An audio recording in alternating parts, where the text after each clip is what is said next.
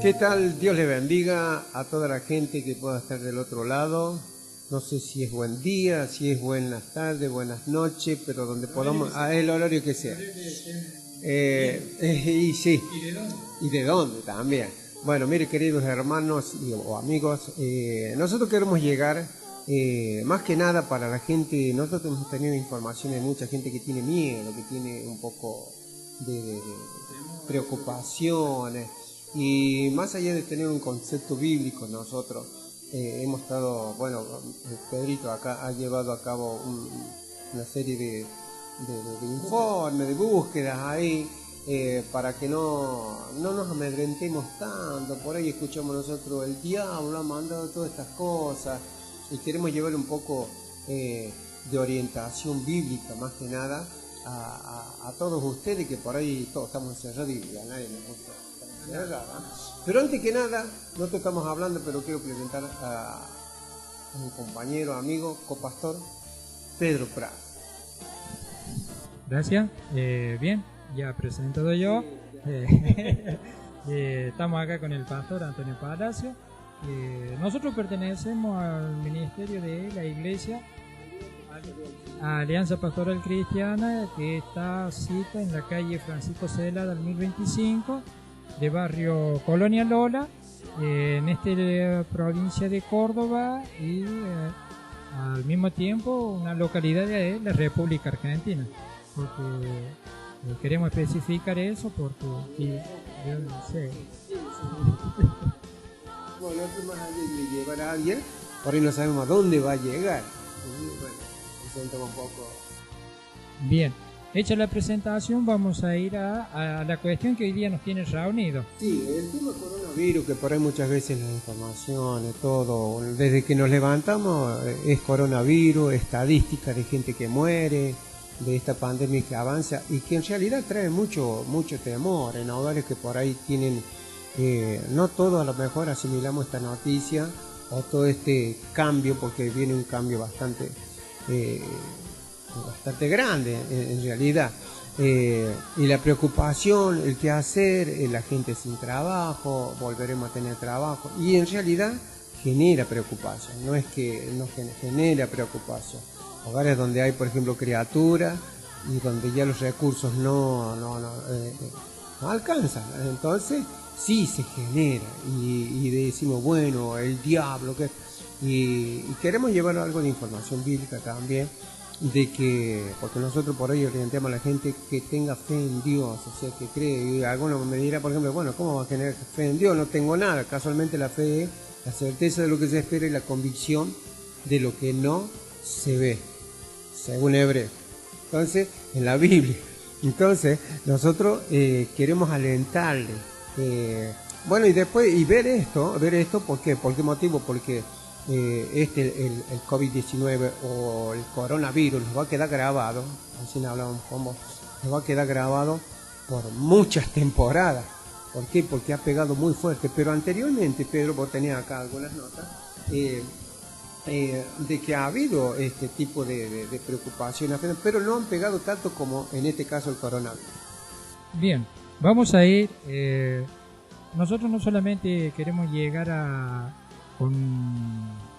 ¿cómo decirlo? Con un mensaje solamente bíblico, porque decía, bueno, estamos saliendo no de la realidad, no, vivimos la realidad, pero esta realidad que vivimos no nos quita la fe, la esperanza, la confianza en Dios, en nuestro Salvador, el Señor Jesucristo, y la ayuda que tenemos a través de su Espíritu Santo y su palabra que nos guía. Yo quiero retrotraerme un poquito en el tiempo, porque si bien es cierto, aquel hermano Palacio comentaba con respecto a cómo se han dado las condiciones para esta enfermedad que se está viviendo hoy en día. Primero vamos a diferenciar dos cosas, ¿puede ser? Vamos a traer estadística de tiempo y vamos a diferenciar dos cosas, porque por ahí escuchamos epidemia, por ahí escuchamos pandemia. ¿Qué tenemos? Pandemia, tenemos epidemia. Bien, lo que nosotros estamos viviendo hoy en día es una pandemia. ¿Qué es lo que es la pandemia? La pandemia es la propagación mundial de una enfermedad. O sea, esto que afecta a nosotros que estamos en esta parte del continente, también afecta a la otra punta que está en el otro continente. Y dentro de esas dos puntas, los que estamos al medio también. O sea, acá no quedó libre de esta pandemia nadie. Por esto es la diferencia de pandemia y la epidemia. Exactamente. La epidemia es el aumento de casos de enfermedades en una región o en un territorio determinado. O sea, por decir, en Córdoba hubo 100 casos de gripe, pero después nosotros no hubo nadie. O sea, esa es la diferencia que queremos hacer. Y para aquellos que tenemos una edad, ¿pasa los 50? Para aquellos que tenemos una edad que hemos pasado ya el medio siglo, quiero, como dije anteriormente, retrotraerme en el tiempo y traer algunos datos. Exactamente, datos de nada más retroceder 50 años, nada más.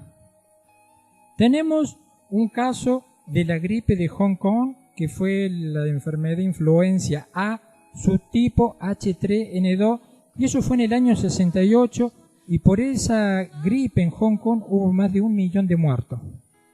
Después estuvo la pandemia del SIDA, es así, es más conocido como el VIH, y eso fue en los años 80 que comenzó esa pandemia del SIDA en los años 80 hasta el 2018. O sea, no es que en el 2018 se cortó, sino que sabemos que esa pandemia sigue, pero a lo que yo quiero referirme desde el año 80 hasta el 2018 ya lleva más de 32 millones de muertos por esa enfermedad. Después tuvo la pandemia de la viruela, eso también fue en los años 80 y murieron millones de personas. Después vino la pandemia del cólera y ahí hubo varias después pandemias más y esta era la séptima y comenzó en el sur de Asia en el año 61. Después se expandió a África en el 71 y después llegó acá a América en el año 91. Después de eso estuvo la epidemia del ébola. Esto es en África, fue del 2014 al 2016. Después vino la pandemia de la gripe porcina en el año 2009 al 2010, en la cual hubo más de 18.500 muertes. Y tenemos también la que hoy nos convoca, la pandemia del coronavirus. Por ahí, yo lo que noto que en este caso, porque leídas todos estos datos que vos reunís, por ahí decimos, mira vos, ¿cuándo fue? Claro, porque fueron en lugares a lo mejor específicos donde pegó. No fue mundial, como en este caso el coronavirus, que se da a nivel mundial, donde todos tienen una cantidad X de muertos y que cada avanza un poquito más. Entonces, dicho esto, con todo esto, por ahí la pregunta que por ahí nos hacemos o mucha gente que tiene, ¿por qué? Acá dentro de este continente, por ejemplo, que estamos nosotros llamados cristianos, que conocemos un poco esto y que queremos transmitirle a algunos cristianos que a lo mejor olvidaron, porque no estamos viviendo en los comienzos de Adán y Eva, estamos viviendo ya llegando al Apocalipsis, por dar así un extremo. Estamos llegando a últimos tiempos, a postreros tiempos, donde hay un llamado de atención de parte de Dios para todos los cristianos, para nosotros mismos. Amén, de que por ahí también surge hacia toda la gente. Pero hay un llamado de Dios para con nosotros. Uno dirá, la manera que se le da a Dios por llamar. Yo creo que por ahí hago un ejemplo medio, a lo mejor, común, que cuando te van a despertar, Pedro, despertá, tenés que ir a trabajar, ahí voy, Pedro, despertá, ahí voy. Pero cuando ya pasaron, y no te levantas, vienen y te zamarrean un poco, te sacuden un poco, te hacen sentir un poco, y es como que despertás, así. Por ahí tantas veces que habló Dios, esta vez me parece que Dios está hablando un poquitito más fuerte, un poquitito más directo, o decir la palabra, un sacudón medio fuerte para ver si despierta. Y vaya que sí, y por ahí hay un cierto despertar de la gente, pero mayormente de nosotros, los cristianos, los hijos de Dios. Yo un poco refiriéndome a nosotros estamos bien arraigados a lo que es, vamos a la iglesia y extrañamos la iglesia, no es que estamos a lo mejor en contra, que pueda decir algo, no, pero estamos muy cómodos porque nosotros consideramos que con el ir ya era un cumplir de Dios y que Dios estaba contento con que vayamos a la iglesia y teníamos nuestra casa desordenada en varios aspectos. Ahora vos preguntas, bueno, sí, estamos orando en familia, antes eran contados con los dedos, a lo mejor, que no digo que ninguno lo hacía, sino que por ahí nosotros habíamos agarrado como o ya estábamos metidos en un molde, o nos habíamos acostumbrado, el día tal tenemos que estar en la iglesia, y estamos en la iglesia, y ya está. Y los otros, claro, los otros se perdían, los únicos salvos éramos nosotros. Sin embargo, Dios está más preocupado por la gente enferma que por la gente sana.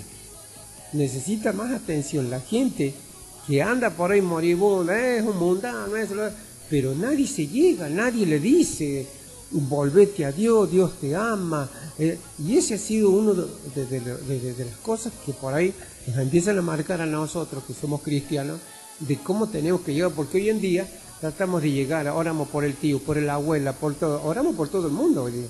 Ahora tenemos tiempo para orar. Ahora tenemos tiempo para orar y a la vez, por ejemplo, nos hacemos esto, porque aquellos que estamos encerrados, agarramos por ahí y decimos, vamos a orar, chicos. Antes no orábamos con los chicos, a lo mejor nunca juntábamos la familia porque ya habíamos cumplido en la iglesia. Y yo siempre me he hecho esta pregunta, si a Dios le agradaba ese formato de nosotros, cuando Dios estaba preocupado en la gente que se perdía. Yo no sé cuántos millones de gente moría por día, y de esa cantidad de millones de gente, hablo a nivel global, que se iba, cuánto era lo que iban al cielo y cuánto es lo que iban al infierno. Y de esa gente que se perdía, ¿no habremos tenido responsabilidad también nosotros?